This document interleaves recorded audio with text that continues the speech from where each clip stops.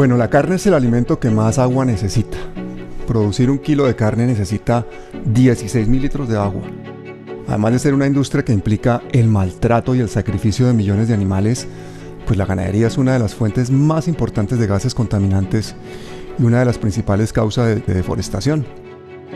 Por estas razones poderosísimas, el mundo entero reconoce que limitar el consumo de carne es tan importante como dejar de usar combustibles fósiles para luchar contra el cambio climático. Si no, nos vamos todos.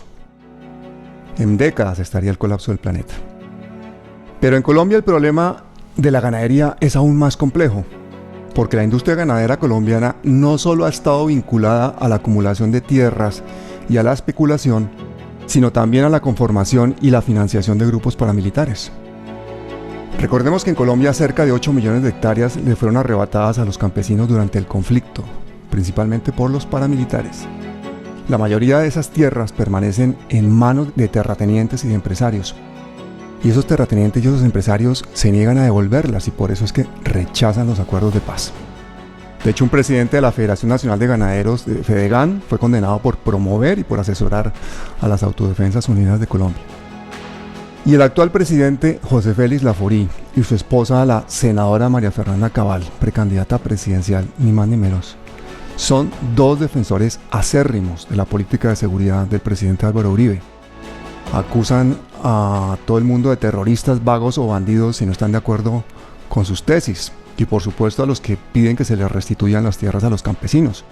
A esos reclamantes y a los líderes sociales que los apoyan, junto a los que defienden el medio ambiente, son el colectivo que más asesinan en Colombia. Y todo eso son palabras mayores.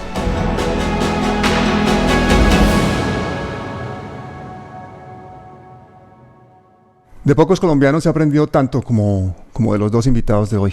Cada uno de ellos autoridades en su campo, ambos conferencistas brillantes, capaces de hacer pedagogía social de alto nivel, pero cercana a las personas. De hecho, se van a la calle a hablar con la gente. Hoy vamos a poner a prueba su capacidad de resumir, pues se trata en ambos casos de una labor de décadas, en la que con frecuencia han puesto sus vidas en riesgo, y por eso todos los colombianos les debemos un agradecimiento infinito. Empecemos en orden alfabético. Ariel Ávila, politólogo, escritor y periodista, actualmente subdirector de la Fundación Paz y Reconciliación. Bienvenido, Ariel. Un abrazo, Pablo, muy amable por su invitación y un saludo también a Rodrigo. Muchísimas gracias. Y Rodrigo Botero, zootecnista, director de la Fundación para la Conservación y el Desarrollo Sostenible, el gran experto en el Amazonas que tenemos en Colombia. Entre muchas otras cosas, él ha sido director de las regiones Amazonía, Orinoquía en parques nacionales. Bienvenido, Rodrigo.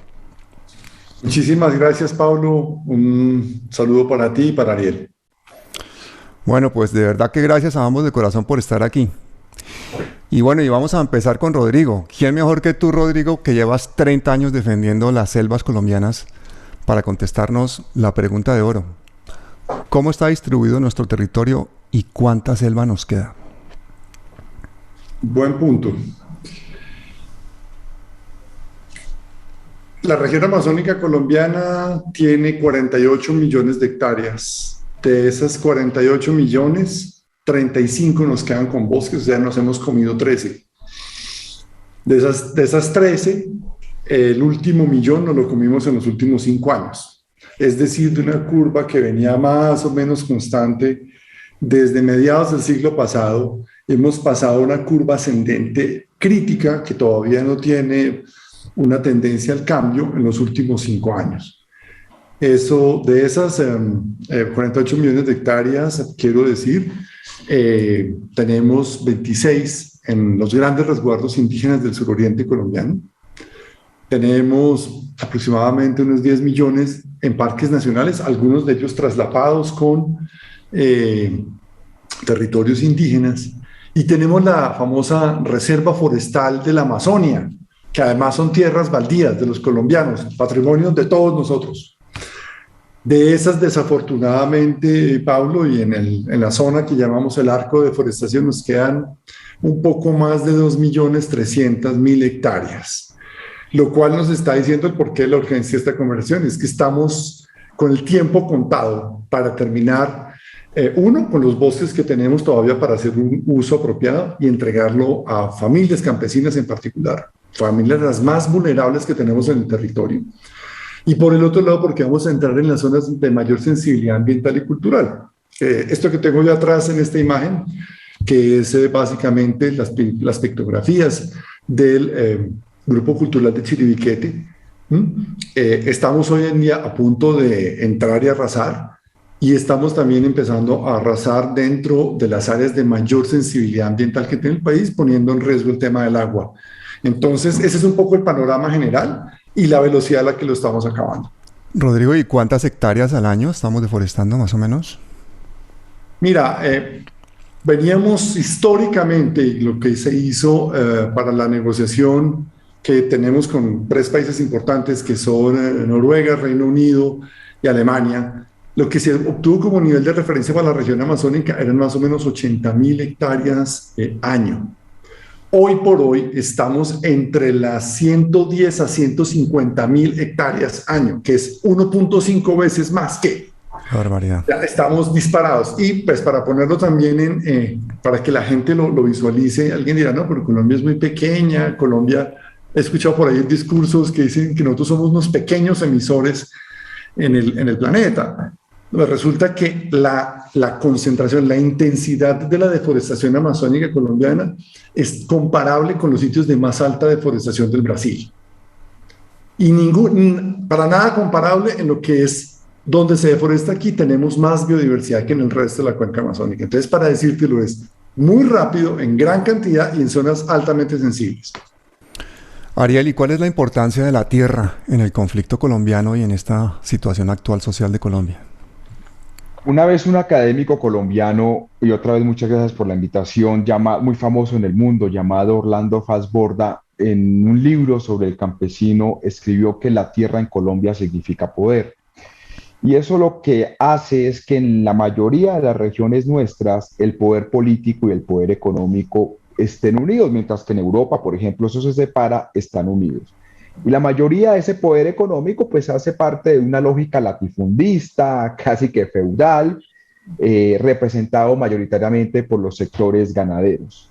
Colombia ha vivido diferentes ciclos de violencia y en el siglo XIX fueron las guerras entre liberales y conservadores, el siglo XX arrancó con una guerra civil que fue la guerra de los 1000 días y siempre la tierra ha sido una constante en eso.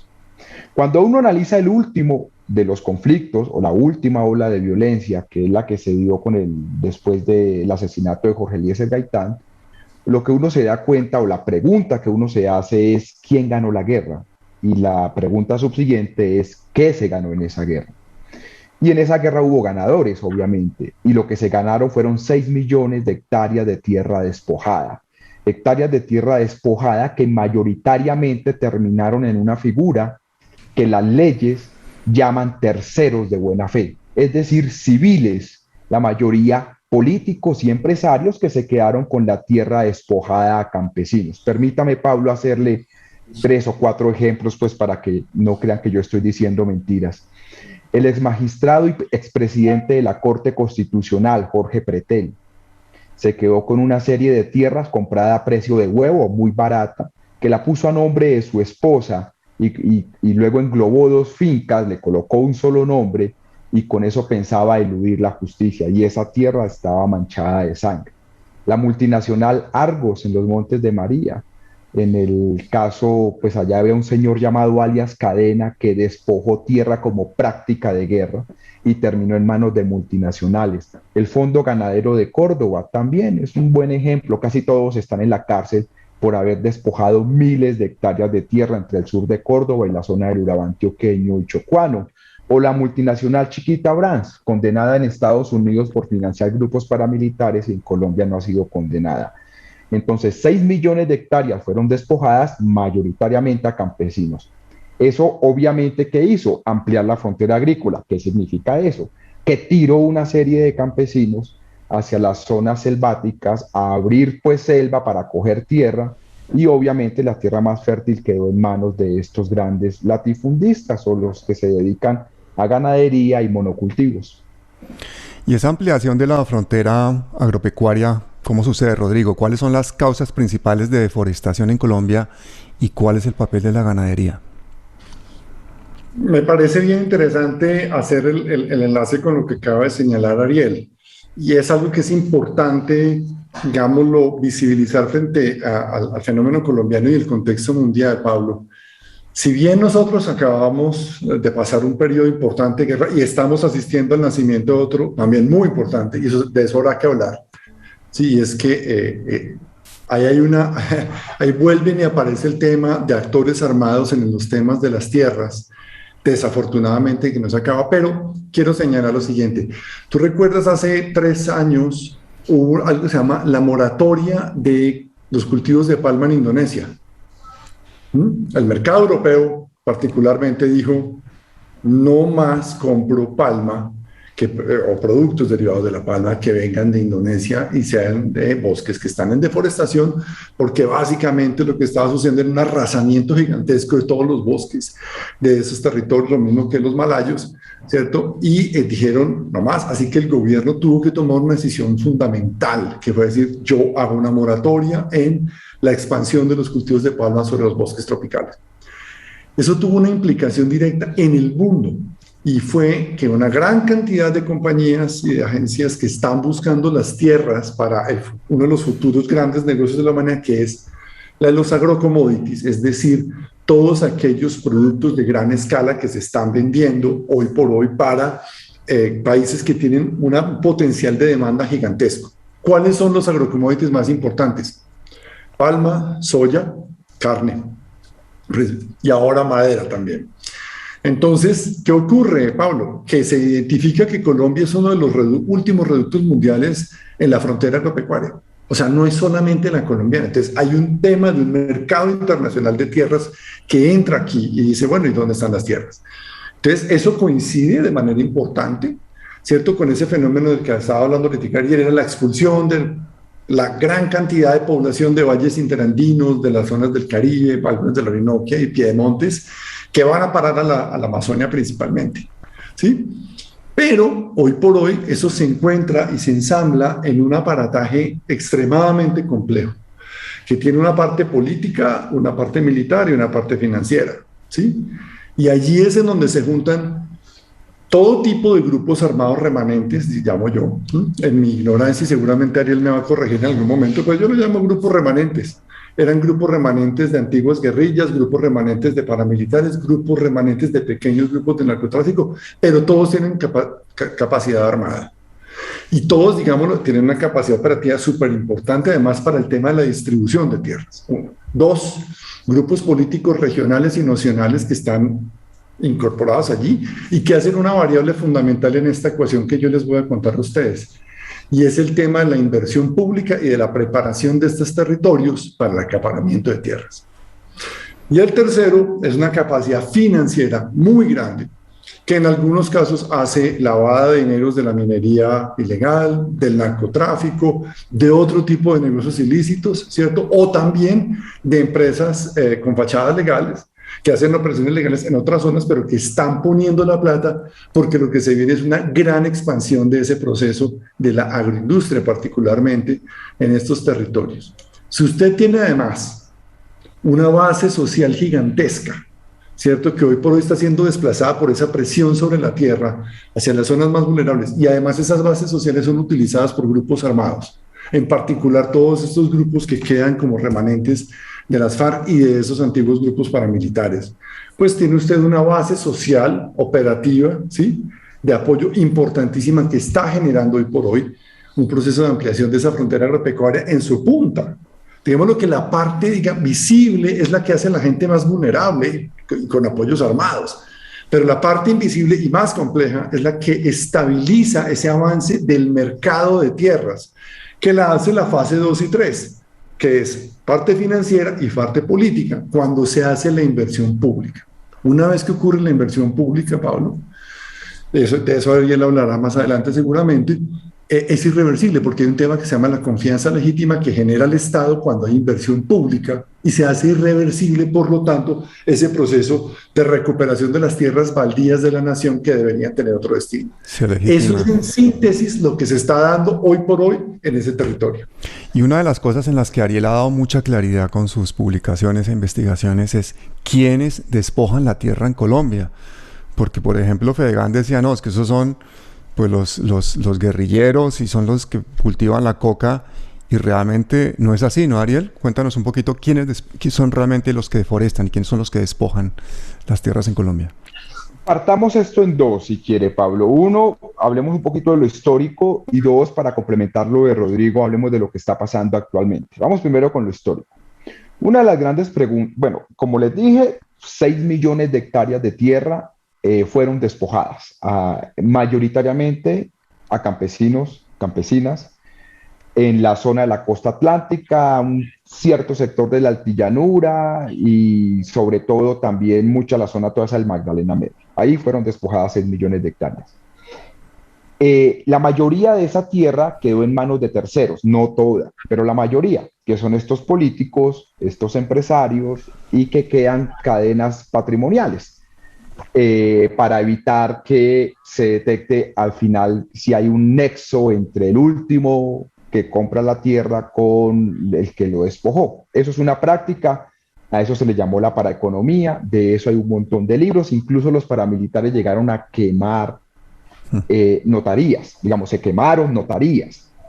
Pero cuando uno mira mayoritariamente en dónde quedó esa tierra, uno básicamente podría encontrar 4 grupos. Sin lugar a dudas, el gremio ganadero fue el primero. Fedegan, la mayoría de ellos. Y yo, mire, yo tengo una discusión profunda con el señor José Félix Laforí y con la señora María Fernanda Cabal, el primero presidente de Fedegan y la segunda senadora del Centro Democrático. Pero lo de Fedegan es una cosa vergonzosa. Fedegan tuvo contratado a uno de los ideólogos más importantes del paramilitarismo y quien fue el que instigó el asesinato de Jaime Garzón, al señor José Miguel Narváez. Y le pagaban millones y millones de pesos como asesor de seguridad. José Miguel Narváez después fue contratado en el DAS, en la época de Álvaro Uribe Vélez, pero desde ahí el señor fue el que orquestó toda una serie de despojo de tierra, siendo Bisbal Martelo, en su momento presidente de Fedegan, y luego el señor José Félix Laforí. Lo segundo es que mucha de esa tierra terminó en manos de narcos, y efectivamente como en la zona del Magdalena Medio, tanto para sembrar coca como en fincas recreacionales y las diferentes bonanzas cocaleras. Lo tercero, terminó en manos de algunas personas que hacen monocultivos, ya sea como producción de palma, puede ser una, en el caso del Chocó, en las cuencas del Jiguamandó y el Curvarado, hasta los cementerios los sembraron de palma con los paramilitares. De eso está totalmente las sentencias, no estoy diciendo yo mentiras, de la Corte Interamericana de Derechos Humanos. Una de las historias es dramática, una señora dice, yo me di cuenta que este era mi pueblo porque estaba un pedazo de muro del cementerio y estaba sembrado de palma, hasta los cementerios lo sembraron de palma como una actividad. Y lo cuarto, hay una serie de tierra que quedó en una cosa que llaman terceros ocupantes, que es campesinos pobres que salen desplazados de otro lado y que llegan a ocupar una serie de tierras. Ahí quedó hasta el final, pero obviamente la mayoría se hizo cambió el mapa. Un ejemplo de eso son los Montes de María. El mapa de la producción agropecuaria cambió en la zona de los Montes de María antes de Cadena a después de Cadena. Y luego viene la época actual, que es lo que dice Rodrigo. ¿Qué es lo que pasa? Hoy la tierra y la ampliación de la frontera agrícola se está llevando bajo 3 mecanismos. Un primer mecanismo es para acaparar tierra y acaparar baldíos y vender eso como mejoras. El departamento del Guaviare, y un señor llamado Nevio de Jesús Echeverry es gobernador del departamento del Guaviare, que hacía vías terciarias o abría trocha para que la tierra inmediatamente se incrementara de poder. Entonces allá había una cosa que llamaban los paisas, tumbaban y tumbaban árboles, luego venía una vía terciaria, eso aumentaba el valor de la tierra y comenzaba la compra y venta de tierra después de la salida de las FARC. Eso es un mecanismo. El segundo mecanismo, obviamente, es para el tema de cultivos de uso ilícito y cultivos de coca, que lo hemos visto, por ejemplo, en Tumaco, toda la zona del Pacífico es donde más se está viendo eso, y algunas zonas del Caquetá y el Putumayo. Y lo tercero que estamos viendo es para el tema de ganadería. En Caquetá es un muy buen ejemplo. O hay otras zonas. Tumban selva, cercan, fingen que es una tierra tradicional, le meten una vaca o dos vacas y con eso entonces fingen que la tierra es de esas personas.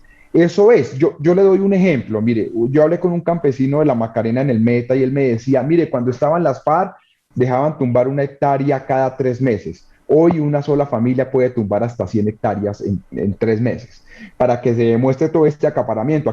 Aquí todo el mundo se está beneficiando de eso.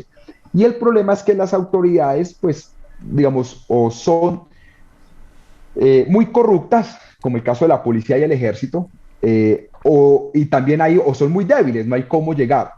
O en el caso de las autoridades ambientales, son tantas autoridades tan contradictorias, tan corruptas, que nadie hace nada.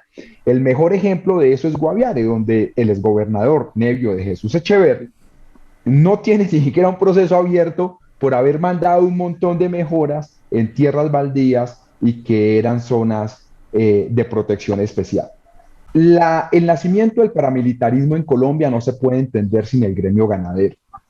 En los años, cuando comenzó el Frente Nacional, siendo presidente Guillermo León Valencia, él mediante decreto y ley después se estableció que era legal tener grupos paramilitares y el ejército colombiano comenzó a entrenar grupos de autodefensa de ganaderos. Por ejemplo, los grupos paramilitares del Magdalena Medio, las autodefensas campesinas del Casanare y Meta, toda esta gente, eso fue legal hasta 1989, siendo en su momento Alfonso Gómez Méndez procurador que echó eso hacia atrás. Esos ejércitos privados que eran legales sirvieron para hacer todo el primer despojo, todo lo que cubrió el Magdalena Medio y donde los grandes ganaderos se quedaron con la mayoría de tierra. Luego vino una segunda oleada paramilitar donde ya el paramilitarismo de las Autodefensas Unidas de Colombia se mezcló aún más con el gremio ganadero. Y en ese caso, por ejemplo, el Fondo Ganadero de Córdoba, miembros del Fondo Ganadero de Córdoba hoy están presos, unos condenados por haber despojado miles de hectáreas de tierra a campesinos pequeños y luego haberse ellos legalizado ese despojo de tierras. Todo ese que el caso del Fondo Ganadero de Córdoba, lo que pasó en el departamento del Cesar, lo del departamento de Santander, son gremios adscritos a Fedegan, que los protege. Y luego lo que tenemos es que esos mismos ganaderos cuestionados son los que financiaron las campañas políticas de muchos políticos o que quisieron legalizar la despojo de tierras o que fueron parapolíticos. Le coloco dos ejemplos. María Fernanda Cabal, actual senadora del Centro Democrático, está financiada o fue financiada en 2018 por empresas o por personas cuestionadas por despojo de tierras. O en su caso, Jorge Bisbal Martelo, cuando fue candidato, fue financiado por este gremio. Y hoy lo que tenemos es que eso es una cosa muy rara colombiana, eso usted no lo encuentra en ninguna otra parte del mundo, es que el aparato legal de seguridad está muy mezclado con el gremio ganadero. Yo todavía no entiendo muy bien por qué los ganaderos hacen parte de consejos de seguridad o de reuniones de seguridad con la policía y el ejército, y eso llevó obviamente a que estos ganaderos dijeran cuál era la política de seguridad. Hay dos ejemplos en esto que quiero nombrar, perdónenme que me alargue en esto, dos ejemplos que quiero nombrar que son muy discientes de lo que es todo esta situación. En el caso del departamento del Cesar, donde hubo un despojo mayúsculo, o el sur del departamento del Magdalena con Chepe Barrera, todas esas personas, la gran mayoría, se hacían pasar como ganaderos, prósperos ganaderos. Bueno, el Ñeñe Hernández también se hacía pasar como ganadero, ¿no? Que lo terminaron matando en Brasil y con ellos eso fingían lavar tierra. ¿Cómo lo hacían? Pónganme atención en esto. Creaban cooperativas y esas cooperativas funcionaban como banca de segundo piso y con eso además lavaban muchísima plata del narcotráfico. Hubo dos procesos muy famosos, uno de la gasolina Ayatahuacó y otro famoso Colechera, donde era eso, fingían que eran grandes ganaderos, nomás era uno, formaban cooperativas y funcionaban como banca de segundo piso para lavar miles y miles y miles y miles y miles de dólares. Y el segundo ejemplo es todo lo que pasó en la zona del Urabá. Entonces, básicamente, el Fondo Ganadero de Córdoba, por ejemplo, se queda con miles de hectáreas despojadas, pero luego esas hectáreas, unas terminan en ganadería y otras terminan en los cultivos de palma que ya mencioné. Entonces, es imposible, la historia del paramilitarismo en Colombia y del despojo de tierras es imposible separarlo de los grupos paramilitares. Incluso en los 80, cuando habían grupos del siglo XX, 1985, 86, 87, había un gremio, Abdegam, pues que eso eran paracos oficiales, digamos, eso ahí no había, después es que se intentan camuflar, pero en eso era abiertamente. El paramilitar, jefe paramilitar del Magdalena Medio, que se desmovilizó en el 92, Ariel Otero, que después lo terminan matando, era básicamente eso. Entonces eso fue una política de despojo de tierras.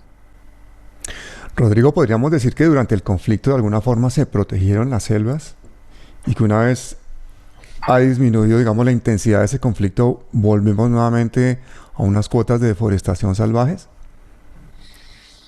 Sí, no. Durante el conflicto, cuando existían las FARC, había varias cosas que yo quiero recordar. Uno, había criterios frente a la frontera agropecuaria. Habían criterios frente al tema del manejo del uso del suelo. También, ahorita lo dijo Ariel, no solamente frente a que si se permitían 1, 3 o 5 hectáreas, pero había, digamos, un control específico sobre las cuotas de deforestación. Y también sobre otro tipo de recursos naturales.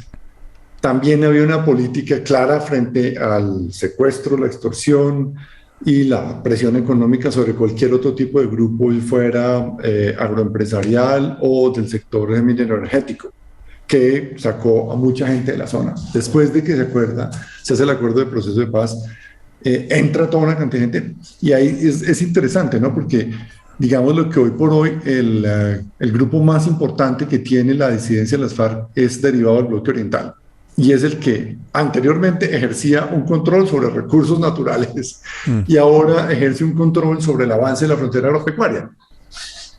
Sí, y hay un cambio de criterios frente a quienes entran, en general casi todo el mundo, una traída de nueva población, nuevas vías, hacer nuevas carreteras. Las carreteras que había anteriormente de FARC eran de uso estrictamente militar y bajo el bosque. Hoy en día se abren para traer procesos de colonización, para hacer apertura de fincas, para hacer incremento en el hato ganadero. Entonces, es bien importante señalar que hubo unas condiciones de la conflictividad anterior que eran diferentes a las actuales, en virtud del actor armado que tiene el control territorial. Las dos similitudes, que el control territorial era de las FARC y ahora de estas diferentes facciones disidentes y de otros grupos armados que están allí.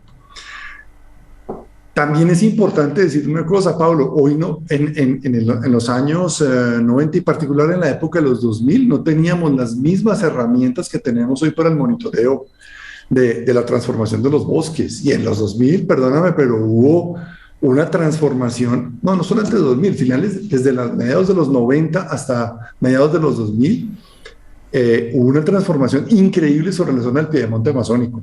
El área de manejo especial de la Macarena fue un área de consolidación a partir de no como a partir, pero con su auge en el proceso de diálogos del Caguán. Y allí se instalaron formas de uso del suelo que no tenían que ver con el mantenimiento de los bosques ni con la existencia de unos parques nacionales. Allí se desarrollaron el número de kilómetros sobre parques nacionales que nunca antes ha existido ni ha vuelto a existir. Sí, construcción de infraestructura, digamos, habilitación de áreas para asentamientos humanos, una implementación de un sistema productivo que tiene algo que me parece interesante. Si uno se quitara de alguna manera el velo conservacionista puro, uno diría, bueno, en ciertas zonas, como por ejemplo entre la zona Lozada, Guayabero, mucho lo del Tinigua, y hacia San Vicente del Caguán, es el sistema de ganadería doble propósito más importante que hay en toda la región oriental, suroriental de la Amazonia, y digamos, que logró cambiar el modelo de la coca por ese sistema. Y fue un sistema, digamos, que tuvo relación con la orientación de las FARC. ¿Que tiene impactos ambientales? Sí, pero no tiene el tema de la coca de por medio. Entonces, digamos lo que hay épocas en las cuales se logran algunos procesos de acceso a la tierra, transformación del uso del suelo, modelos económicos, pero que tuvo un gran impacto sobre recursos naturales, pero que comparativamente a lo que estamos viendo es diferente. Entonces son actores armados, pero con una formación y con unos criterios ideológicos totalmente diferentes. Y quiero decir algo para, digámoslo, empatar o articular con lo que señala Ariel. El tema de la ganadería es un tema también cultural, Pablo, ¿sí? Muy cultural. O sea, hay comandantes que, y yo digo comandantes porque no importa si fueran paramilitares o guerrilleros, que su sueño era tener una gran finca. Y los tienen, y tienen mucho ganado, y tienen el caballo, y los bafles, y el y toda la cultura del gran ganadero existe en nuestro campesinado y ha existido en los miembros de los grupos armados, independientemente si se han llamado paramilitares o guerrilleros. Y eso hoy persiste, y persiste de una manera clara e importante. Y es dominante. De hecho, yo encuentro que la ganadería culturalmente es algo en lo cual todos los actores se encuentran. Y ese es el seguimiento que nosotros hemos hecho con los datos que encontramos. Hoy por hoy, ¿por qué es que es tan fascinante y tan triste lo que está ocurriendo? Porque es que es un encuentro de todas las vertientes o ex vertientes ideológicas. Hoy convergen sobre la ganadería. Hoy convergen en que es mejor tumbar ese monte, esa cosa horrorosa, llena de alimañas e indígenas, ¿sí? A los cuales hay que darles duro para quitarles esa tierra, y eso es lo que está hoy ocurriendo. Y ahí no hay diferencia de si me llamaba Paraco, me llamaba Guerro, Fariano, no hay que, la misma vaina, perdón. El desplazamiento se está dando sobre esas comunidades de ese aparataje que hoy tiene un maridaje. ¿Y qué es lo que los hace unir? El amor por el ganado, el amor por esa tierra que vuela a Boñiga y no que vuela a un monte húmedo. Entonces hay que tener esas consideraciones, ¿sí? Me parece importante que no es un asunto solamente de que fue la ideología paramilitar la que penetró en las selvas colombianas para transformar ese ganado. No, pues Ariel sabe mucho más de eso que yo, no voy a tener que ponerme aquí a repetir. Por ejemplo, también parte de la cultura, entonces. Claro, la cultura, pero además, ojo, y pues eso será tema de otro programa, no el de hoy, pero también muchas de las disputas existentes hoy por hoy entre parte de los procesos de los reintegrados con los que están en armas, hacen parte de esta discusión por el ganado y por las tierras que están allá. O sea, eso es tremendamente delicado y a mí me parece que en ese sentido el acuerdo se quedó muy corto, porque no tocamos la médula, ¿sí? Y la médula está en que todos tenían un anhelo y una aspiración por una tierra y unas vacas, todos, o en su defecto unas palmas, dijo Ariel, y tiene razón. Sí, porque es que hay tierras y zonas controladas, curiosamente, por ambos grupos y tienen una expresión en palma también. O sea, ojo, porque aquí lo que quiero decir es que ya hay un tránsito cultural que nos está mostrando, y por eso yo señalaba lo que hemos encontrado. Nuestro modelo es los más vulnerables en la punta, rompiendo el monte a un precio muy barato y haciendo un lento proceso de reintegración en el cual el aparataje armado lo está permitiendo, y político. Y así como hay políticos como el señor que mencionaba Ariel, que entre otras cosas, y lo quiero decir, no depende de las investigaciones de un fiscal de turno o de una corporación ambiental, porque no lo pueden tocar, Pablo. Aquí no hemos hablado de qué es lo que está sucediendo con las cortes y por qué las cortes no tocan este tema. ¿Por qué? ¿Porque estamos hablando de pajaritos o de la iguana peche amarilla? No me joda. No podemos seguir siendo tan elementales y tan primarios de creer que el tema ambiental no está totalmente ligado al tema de las tierras, y que si no tocamos las partes altas de la cadena de los determinadores, y eso incluye los visibles y los invisibles, pues no vamos a hacer nada. Entonces hay que subir la escala de análisis, hay que subir también hacia dónde enfocamos los esfuerzos, porque claramente aquí hay unos intocables que siguen, digámoslo, amparados por el silencio, y eso es tanto en lo legal como en lo ilegal. Todos esos terceros que hasta ahora se han quedado con las tierras y que siguen impunes, Ariel, en el 2022, si llegase a ganar un partido progresista, ¿qué crees que pasaría con esa justicia especial para la paz y con toda esta gente? Yo, mira, a ver, Pablo, le respondo de 2 o 3 formas. Lo primero, En Colombia el análisis simplón dice, bueno, este es un país polarizado entre izquierda y derecha, entre petrismo y uribismo, este es un país agresivo, eso es pura carreta, eso es como la puntica, ahí por debajo hay un iceberg inmenso. El secreto y toda la sangre, o la mayoría de la sangre que vaya a correr en los próximos 2 o 3 años, tiene dos explicaciones, tierra y verdad. Y eso es lo que va a determinar si, digamos, si Petro estuviera en contra de la JEP, todos estos ganaderos lo estarían fondeando. Eso es porque es el centro democrático. Pero aquí hay un montón de gente que quiere que no se sepa la verdad, porque sabe que si se sepa la verdad, pues les toca pues confesar lo que hicieron o lo que ayudaron a hacer y devolver la tierra que se robaron. Entonces aquí hay un tema profundo y es que gran parte de lo que ha hecho este establecimiento político es bloquear la justicia transicional frente a los terceros, políticos y empresarios.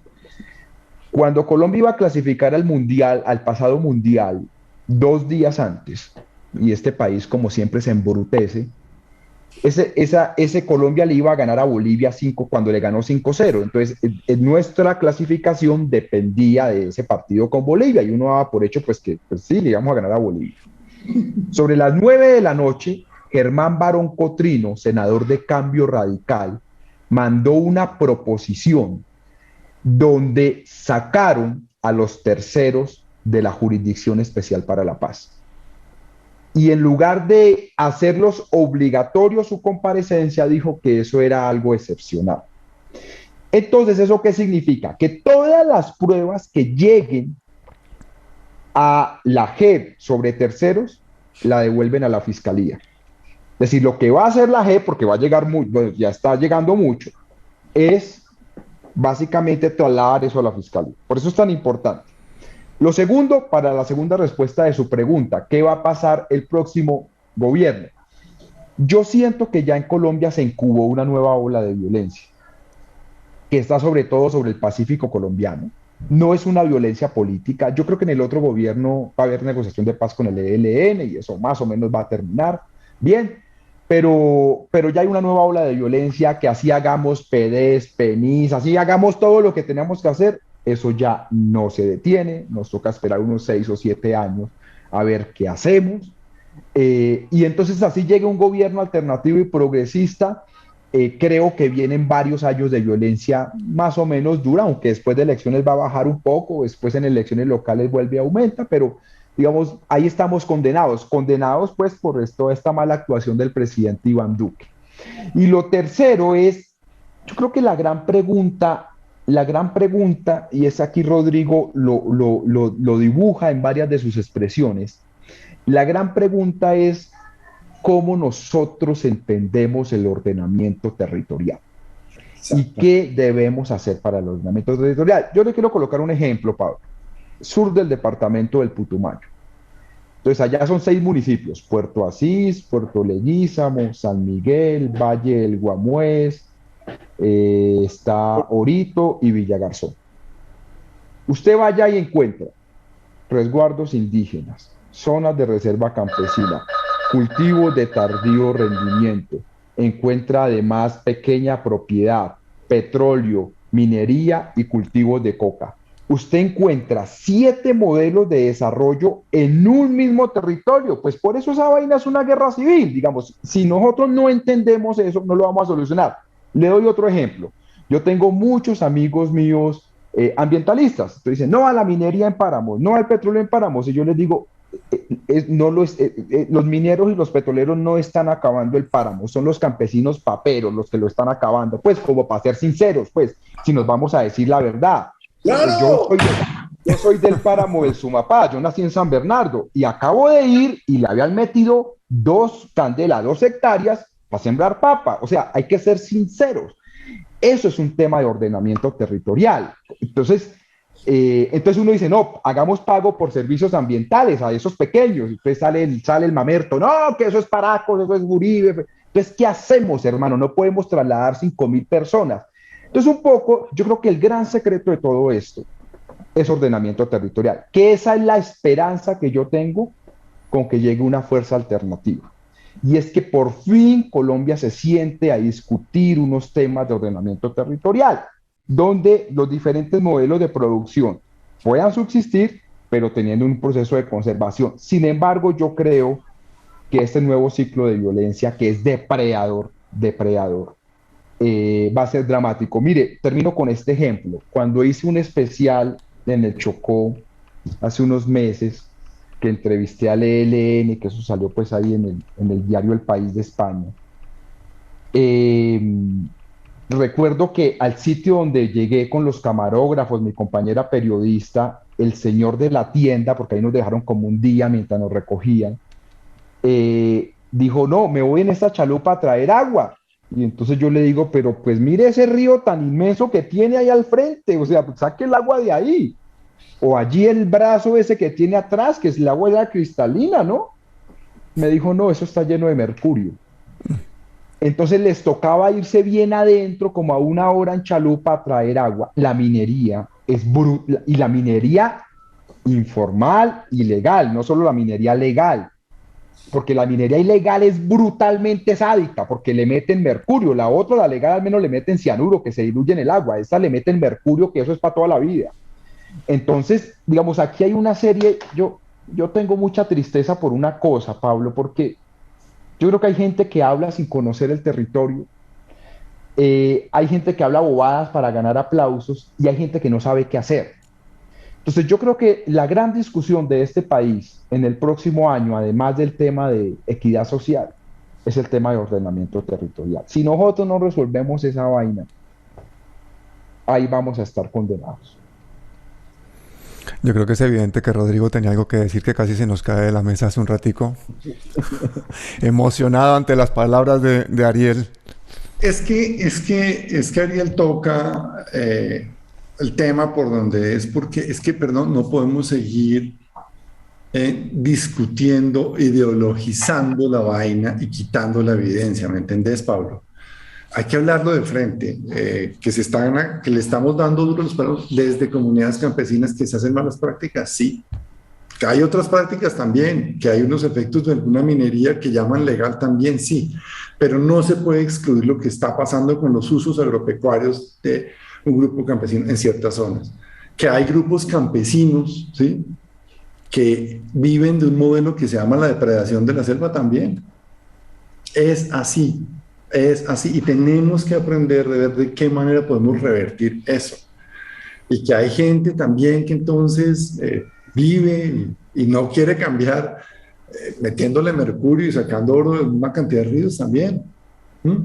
Esa es la verdad. Bueno, hay muchas formas de depredación ambiental. Claro, hay grupos campesinos indígenas vulnerables, pero también de ahí para arriba hay una cantidad de cosas. Entonces, a lo que quiero ir es porque, como hay que decirnos la verdad, entonces dice uno, claro, el tema está cómo planteamos un ordenamiento productivo en la nación, dónde se ubican las actividades productivas y quién las ejerce y cómo las ejerce.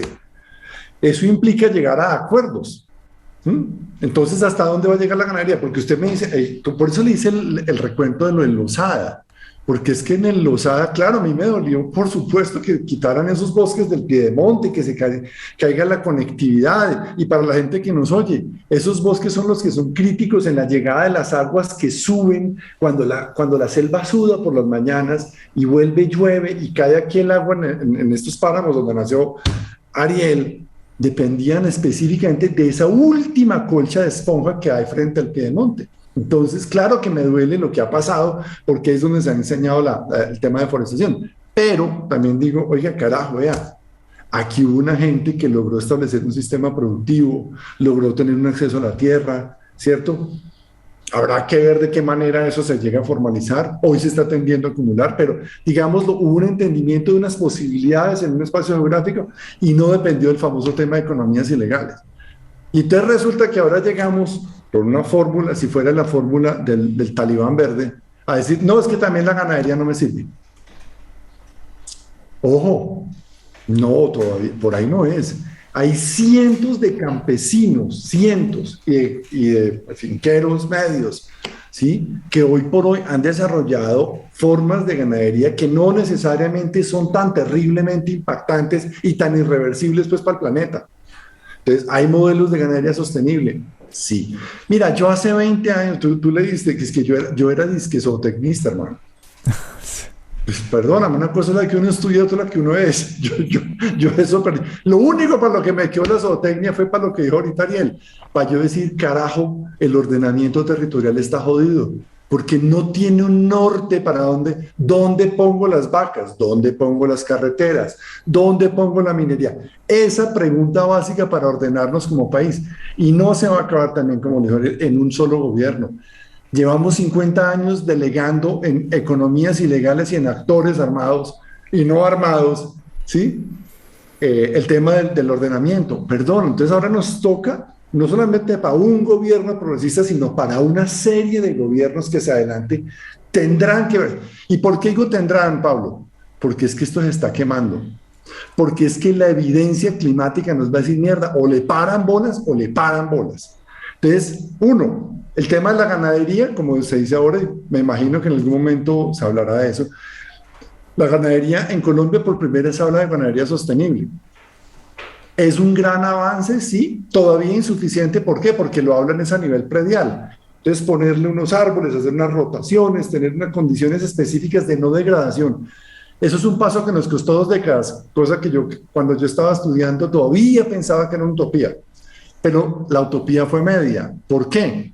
Porque hoy hablamos de ganadería sostenible dentro de los predios, pero no en un concepto de ganadería a nivel de grandes paisajes, es decir, de la nación. ¿Hasta dónde va a llegar? Yo no puedo seguir pensando en tumbar la selva amazónica y en que porque le dejo 3 palos para que quede una vaca debajo, estoy haciendo ganadería sostenible. Lo mismo entonces con la gente de los de La Palma. Los de La Palma tienen un acuerdo internacional de palma diferenciada. Y ellos están diciendo, claro, hay una industria mucho más consolidada que la de la ganadería y dice, yo no me puedo meter en esa selva amazónica porque si no me pasa lo de los indonesios. Entonces, fíjate que eso, ¿qué me abre? Un diálogo internacional. Entonces, al siguiente gobierno progresista o semi-progresista o mini-progresista, le toca hablar con el contexto internacional. Porque nuestros campesinos, nuestros ganaderos, los palmeros y todo el mundo va a empezar a recibir una señal y es, oiga, ¿y usted dónde está produciendo eso y en qué condiciones? No solo ambientales, sino sociales. Entonces, lo que se va a abrir, Pablo, es una discusión de ordenamiento interno para responder también a un mercado que cada vez va a decir, yo no le voy a comprar si usted está arrasando con el país porque además arrasa el planeta. Nos quedan algunas cosas por ahí cabos sueltos. No sé, me imagino que Ariel ha visto los contenedores con ganado en pie que salen para Emiratos Árabes, ¿para dónde más? Para Jordania y para nosotros. ¿Usted se imagina el nivel de seguimiento y de trazabilidad que hay para ese ganado? Nosotros hemos encontrado que hay ganado que está saliendo hoy a exportación, que probablemente viene de las áreas más sensibles de la región amazónica. Entonces eso nos abre, Pablo, el otro ojo, trazabilidad. Entonces, como política pública, los colombianos tienen y tenemos derecho a saber de dónde y cómo se producen las cosas. Y eso es un concepto que es comercial, pero que viene del ordenamiento. Entonces, fíjate cómo la palabra clave ahí va a ser acuerdos sociales frente a los sistemas productivos y de acceso a la tierra, porque obviamente usted no produce de manera sostenible si no tiene acceso a la tierra, que es el otro gran tema. Rodrigo Botero, Ariel Ávila, de verdad que si algún día tenemos una Colombia mejor va a ser gracias a personas como ustedes, a este trabajo de pedagogía social. Yo a las personas que nos están viendo las invitaría a que sigan a la Fundación Pares, en la página pares.com.co, la de Parques Nacionales, la fcds.org.co,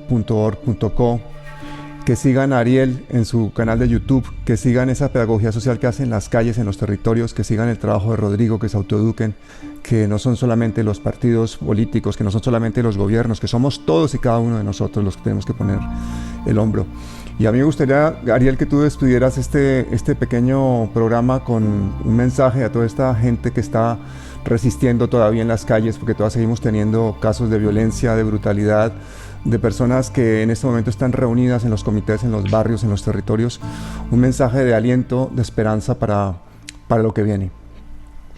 Pablo, a usted muchas gracias, a Rodrigo. Mire, este mensaje, uno puede ver este momento en Colombia de forma negativa o de forma positiva. Si uno lo ve de forma negativa, es todo lo que hablamos con Rodrigo hoy. Están deforestando, hay una nueva ola de violencia, hay mucha corrupción, este gobierno es tolerante para la corrupción, hay pobreza, 15 millones de colombianos y colombianas están aguantando hambre. Y uno ahí podía hacer una lista, yo no sé, de qué, 30, 40 puntos de toda la miseria que vivimos. Eso es posible hacer. En eso pues yo me encargo y toda la fundación mía es tapar todos los escándalos de corrupción y Rodrigo se encarga de su lado, pero hay una parte positiva, hay otra parte buena. Y es que yo nunca había visto, nunca de lo que he leído, estudiado, nunca había sentido un país que quisiera tanto el cambio político como este, que se preguntara tan a fondo sobre el modelo de sociedad, que quisiera mandar todo a la quinta porra y cambiarlo por algo nuevo. Nunca, hace 5 años, hablar yo de política, eso era, no me hable de política, aquí no queremos. Hoy los jóvenes van, uno va por la calle y lo paran, venga, explíqueme esto. O sea, hoy la gente quiere entender el país. Eso es una oportunidad de cambio que nunca la habíamos tenido y yo creo que no la debemos desaprovechar. Hay que salir a votar, hay que salir a cuidar los votos, hay que salir a pedir cambios y sobre todo hay que discutir qué es lo que queremos cambiar. Yo creo que todos, muchos, estamos de acuerdo en que queremos cambiar. La pregunta es qué y cómo. ¿Qué queremos cambiar y cómo lo vamos a cambiar? Y esa pregunta va más allá de los likes, va más allá de los aplausos. Tenemos que pensarnos seriamente sobre el modelo de sociedad que vamos a desarrollar. Así que si a mí me preguntan si estoy contento, estoy triste, preocupado, positivo, digo estoy contento y positivo, porque yo creo que este país va a comenzar a cambiar desde el otro año. Así sea. Rodrigo, Ariel, muchísimas gracias y hasta siempre. Muchas gracias, Pablo. Mucha suerte. Un abrazo, mil gracias. Un abrazo. Bueno, primero, esto como ustedes acaban de ver, no empezó ayer. Gracias a mis padres, por quienes entré en ese universo y aquí continúan. Tengo un equipo de trabajo que también está aquí, con el cual esto es posible. Ahí están ahí atrás.